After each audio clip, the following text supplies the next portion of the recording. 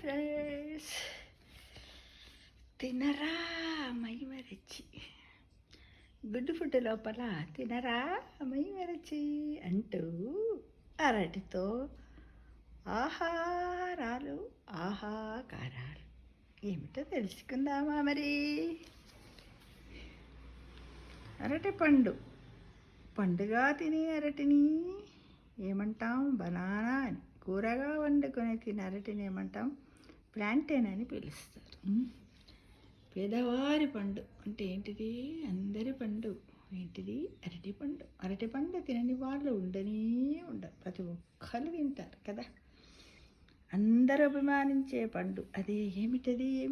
అరటి పండు. అందచందాల అరటి పండు, అందరినీ సమానంగా చూసే అరటి పండు, అందరూ వచ్చే అరటి పండు, అందాల పండు అరటి పండు, అమ్మవారికి మెచ్చే పండు అరటి పండు. ఆ పండే మనం తిందామా? దాంతో ఎన్నో రకాల ఆహారాలు తయారు చేసుకుందాం, ఆహార పదార్థాలను అలానే చేసుకొని తిని దాంతో ఆహాకారాలు చేద్దామా? అదేంటో ఇప్పుడు తెలుసుకుందాం మిత్రమే. పండుగా తినే అరటిని బనానా అని, కూరగా వండుకునే అరటిని ప్లాంటైన్ అని పిలుస్తారు. కూరలకు ఉపయోగించే బొంత అరటి కూడా పండితే తీయగానే ఉంటుంది. అంటే బొంత అరటి అంటే దాని మీద ఉన్నటువంటి తొక్క దొడ్డుగా లావుగా ఉంటుంది. పండు కూడా మీరు అందరూ చూసే ఉంటారు, పొట్టిగా దుబ్బగా ఉంటుంది. అదొక రకంగా ఉంటుంది. మార్కెట్లో దొరికింది అలా కాకుండా వేరే రకంగా ఉంటుంది. అలాగే పండుగా తినే అరటి పండు పచ్చిగా ఉన్నప్పుడు కూరగా వండుకోదగినదిగా ఉంటుంది. అందుకే తెలుగువారికి ప్లాంటైన్, బనానా అనేవి పర్యాయ పదాలుగా కనిపిస్తున్నాయి. తెలుగులో అరటిని ఆంటీ అంటారు. అంటి పండు, అంటాకు, అంటి చెట్టు, అంటి దుంప అనే పిలుపులు నేటికి ఉన్నాయి. అడ్డాకు లేదా బాదాం ఆకుల్ని ఒకదానితో ఒకటి అంటించి కొడతారు కాబట్టి విస్తరిని లేదా విస్తరాకు అని కూడా అంటారు. కుట్టకుండానే విస్తరిగా ఉపయోగిస్తుంది కాబట్టి అరటిని అంటి అని పిలిచారు. ప్రజల వాడుకలో అంటి అరటిగా మారి ఉండొచ్చు అని మన పెద్దలు చెబుతున్నారు. ఆదిమ కాలంలో మానవుడు మొదటగా పచ్చి అరటికాయల్ని కాల్చుకు తినటం ద్వారా ఆహార జైత్రయాత్ర ప్రారంభించాడట. మానవుడే ప్రారంభించినప్పుడు ఇలా పండేదాకా ఆగకుండా దాన్ని మంటల్లో పెట్టి కాల్చుకొని తినేవారంట. దాన్ని ఏమంటున్నారు? ఆహార జైత్రయాత్ర. అరటితో చేసుకోదగిన ఆహార పదార్థాలు అనేకం ఉన్నాయి. ఏంటి? Banana chips.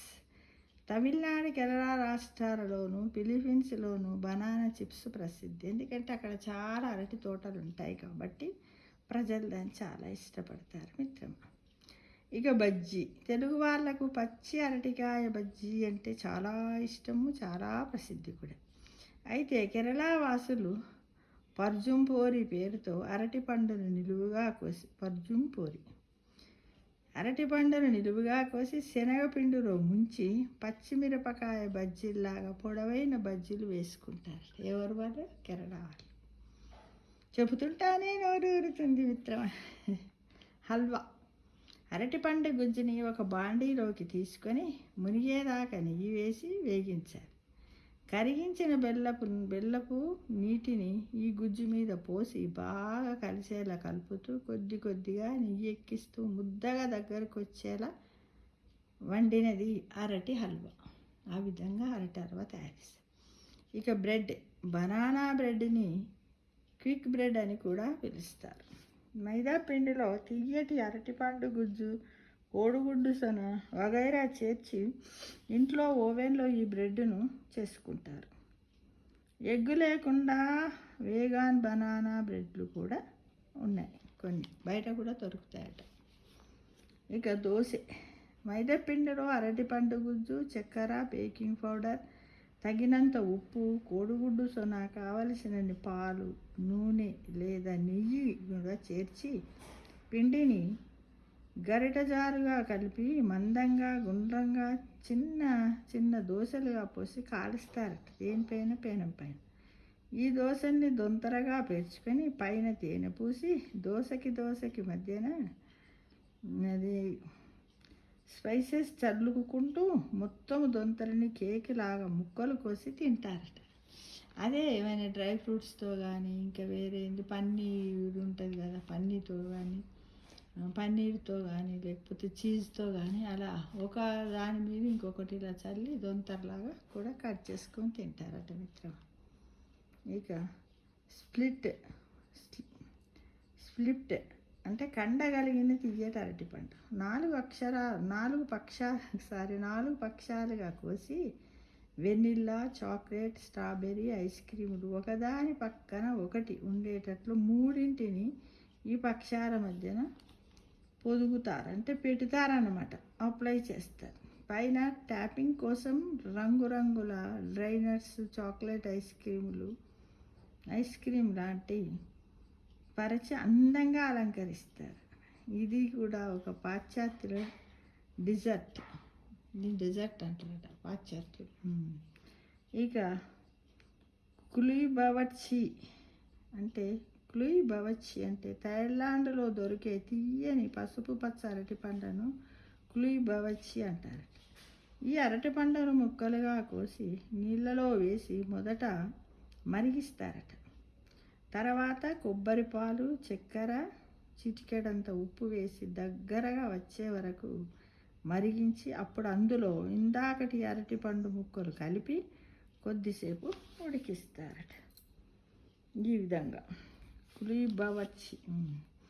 ఇక బనానా మిల్క్ షేకు, స్మూతీ, బఫిన్స్ అనే కప్ కేకులు ఇలా అరటిపండుతో తయారు చేస్తారట. అయితే అరటిపండుతో తయారు చేసే వంటకాలు 40కి పైగానే ఉన్నాయట మిత్రం. అన్ని రకాల స్నాక్స్, స్వీట్స్ రకరకాలుగా. వారికి కూర అరటికాయ వాడకము ఎక్కువ.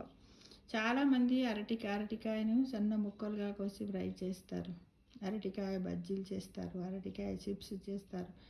ఇక అరటికాయతో కూడా రైస్ చేస్తారు, అరటికాయతో కూడా చట్నీ కూడా తయారు చేస్తారు. ఇలా రకరకాలుగా చేస్తూ ఉంటారు.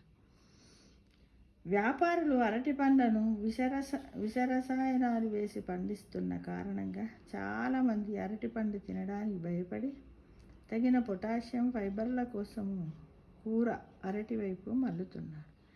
అరటివేపుడు కూర, ముద్దకూర, పులుసు కూర, కాయను కాల్చి చేసిన పచ్చి పులుసు, బజ్జీ పచ్చడి, ముక్కలుగా తరిగి ఉడికించి పెరుగు కలిపి తాలింపు పెట్టిన పెరుగు పచ్చడి అంటే రైతా అంటారుగా, అలాంటి వంటకాలు తెలుగు ఇళ్లలో ప్రసిద్ధి. మన ఆహార విధానానికి అరటిపండు కన్నా కాయే ఎక్కువ ఉపయోగపడుతుంది, ఇమిడేలా ఉంటుందన్నమాట. కాయ కాబట్టి దాన్ని అన్ని రకాలుగా, పండు కావాలంటే అయ్యే వరకు తొందరగా మక్కకుండా అదైపోతుందని ఎంత కార్బైడ్ అవి వేస్తారు కదా రసాయనాలు, వాటి వల్ల హెల్త్ ప్రాబ్లం వస్తుందని చాలామంది అరటికాయకి ఎక్కువ ఇంపార్టెన్స్ ఇస్తున్నారు. ఇలా రకరకాలు. అరటికాయతో కూడా రైస్ చేస్తారు, అరటికాయ బిర్యానీ చేస్తారు, ఇప్పుడు చేస్తారు కదా ఏంటిది మనం పనస బిర్యానీ లాగా అరటికాయ బిర్యానీ కూడా చేస్తారు. ఎన్నో రకాలు చేసుకొని తింటారు మిత్రమ. ఇది మన good health, good food, good diet. ఏంటిది అది? తిన్నరా మై మరచి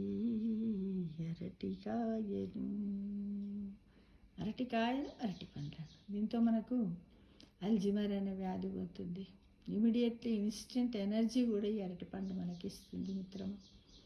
అమ్మవారికి అతి ఇష్టమైనటువంటిది రంభాఫలం అంటారు దీన్ని. అమ్మవారికి చాలా ఇష్టం, గౌరీమాతకి. ఏ పూజలో కానీ అరటిపండు లేకుండా ఏ పూజ, అరటిపండ్లకు తమ్మలపాకులు, పసుపు, కుంకుమ, అక్షంతలు మొదటి స్థానం. అది లేకుండా ఏ పూజ మొదలుపెట్టారు కదా మిత్రమా. ఇది మనం ఈరోజు అరటి పండుగ గురించి. ఆరోగ్యమే మహాభాగ్యం, అవునా కాదా చెప్పండి? అంతేగా. తప్పకుండా ప్రతిరోజు అరటి పండు తినడానికి ప్రయత్నిద్దామా? తప్పకుండా. సర్వే జనా